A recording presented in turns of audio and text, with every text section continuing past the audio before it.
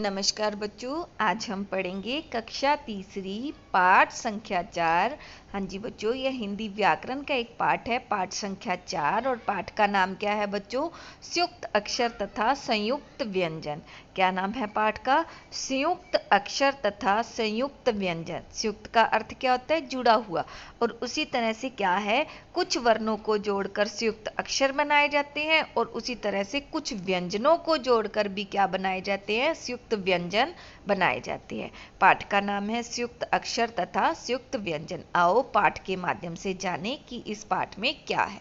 बच्चों, आप सब जानते हो कि हिंदी वर्णमाला में दो व्यंजन आपस में जुड़कर एक नया व्यंजन बनाते हैं। क्या होता है कि जब दो व्यंजन आपस में जुड़ते हैं तो क्या बनता है? एक नया व्यंजन बनता है, जिन्हें क्या कहा जाता है? जिन्हें संयुक्ताक्षर कहा जाता है।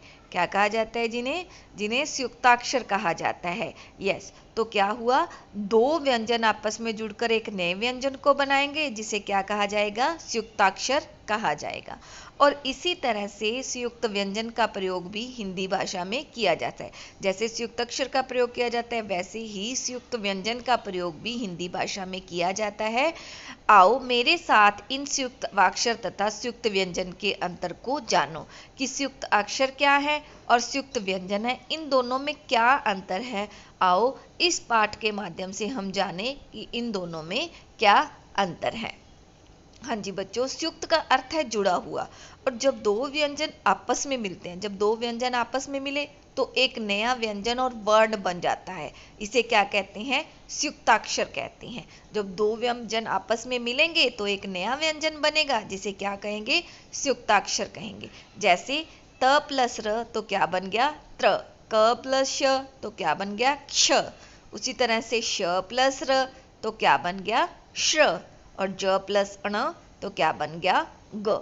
तो इसी तरह से कई बार दो व्यंजनों को जोड़ने से नया वर्ण तो नहीं बनता, पर उसमें पहले वाले व्यंजन को आधा लिखकर अगले व्यंजन के साथ जोड़ दिया जाता है, तो उसे क्या कहते हैं?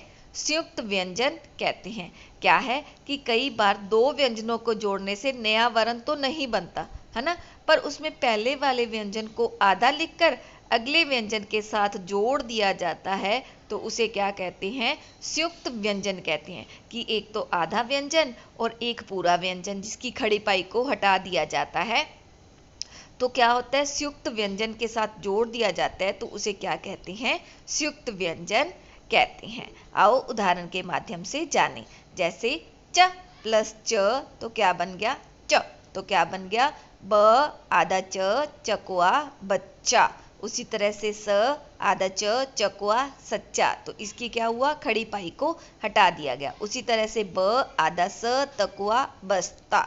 और कुछ और उदाहरण है, देखो यहाँ पे क्या है? ड और ड। ड ड तो क्या बन गया? ल ड डकू लड्डू। उसी तरह से गु आधा ब बकुआ रकुआ गुब्बारा।